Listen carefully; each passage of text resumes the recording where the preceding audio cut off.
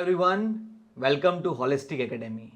આજે આપણા સાથે પ્રેઝન્ટ છે Hemanshu Parekh sir, retired GAS and x secretary of GPSC. નમસ્કાર. સર, ઘણીવાર છોકરાઓનું એવું બી હોય છે કે સિચ્યુએશન બેઝ ક્વેશ્ચન, હવે એનો તો કંઈક સ્પેસિફિક આન્સર નહીં હોય, તો Yes. એ કઈ રીતે એટલે મેનેજ સિચ્યુએશન બેઝ ક્વેશ્ચન્સ જ બહુ અગત્યના હોય છે. સિચ્યુએશન બેઝ ક્વેશ્ચન આવે ત્યારે તમે કેવી રીતે બહુ જ ઓનેસ્ટલી જવાબ આપો, બહુ જ વધારે પડતા જેને કહેવાય ને કે આદર્શવાદી બનવા કરતાં બહુ જ ઓનેસ્ટ રિપ્લાય આપવાના. કે દાખલા તરીકે ઇરિગેશનની અંદર ઇરિગેશનમાં છો તો ઇરિગેશનની અંદર સૌથી વધારે તમને ફિલ્ડના પ્રશ્નોની ખબર પણ હોવી જોઈએ. તમે જનરલ અવેરનેસ તમારી હોવી જોઈએ રોજબરોજ થતા ઘટનાઓ અને એ બધામાંથી. છાપાઓમાંથી નોન ટેકનિકલ માણસોને ખબર પડે છે કે ઇરિગેશનમાં મોટાભાગના પ્રશ્નો ક્યાં આગળ થાય.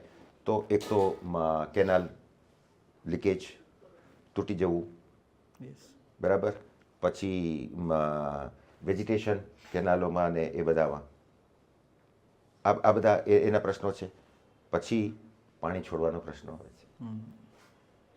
તો પાણી છોડવા બાબતે શું થાય કે એક બાજુ ટેકનિકલી અમુક સુધી તમારે રાખી મૂકવાનું છે અને ખેડૂતો એમનો એંગલથી તો ત્યાં આગળ કેવી રીતે ટેકલ કરવું. ઘણી વખત શું છે કે તમે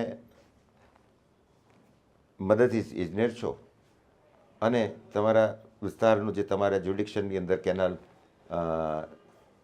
તૂટી ગઈ છે, એટલે તમને પૂછવામાં આવે તો તમે મોટાભાગના શું કહેશે, હા હું ઉપર જાણ કરીશ.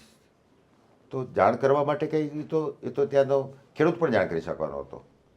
તો જાણ કરવા માટે તો તમને હવે તમે આવા સંજોગ આવું થયું છે તો તમે શું કરશો? તાત્કાલિક જાણ કરી દે, તમે તમારી જવાબદારીમાંથી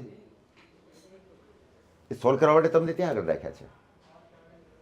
એટલે આ વસ્તુઓ પણ વિચારીને કરવું છે. એટલે ખાસ કરીને જે પોસ્ટ માટે તમે કામ, તો એમણે મદદનીશ ઇજનેર ઇરિગેશન, તો એને ખબર હોવી જોઈએ કે મદદનીશ ઇજનેર ઇરિગેશને જુદા જુદા કે જો ડિઝાઇનમાં બેસાડે એને તો એને શું કામ કરવાનું છે, અને જો એને નાયબ કાર્યપાલક ઇજનેરની કચેરીની અંદર નાયબ કાર્યપાલક ઇજનેરના તાબામાં કોઈ કામ કરવાનું હોય તો એને શું કામ કરવાનું છે, એ એમને પહેલાં જાણી લેવું જોઈએ. અને એમાં કેવા કેવા પ્રકારના પ્રશ્નો આવે છે અને પ્રશ્નો પોતે, હવે એની અંદર આના જવાબ હોઈ શકે નહીં. ઘણી વખત એવું બને તમે મૌલિક જવાબ બનાવો, તો મૌલિક જવાબો બનાવશો તો તમે એ દિશામાં વિચાર્યું છે તો એમાં આવતા કોન્ટ્ર ક્વેશ્ચન તમે એનો પણ જવાબ આપી શકશો. જો આપણે ચોક્કસ સ્ક્રિપ્ટ લખીને આપી દઈએ, જવાબ એને આવડશે ને પછી જો કાઉન્ટર આવશે તો ત્યારે એને નહીં ખબર પડે. ઓકે, એટલે આ બાબત ખાસ ધ્યાન રાખો.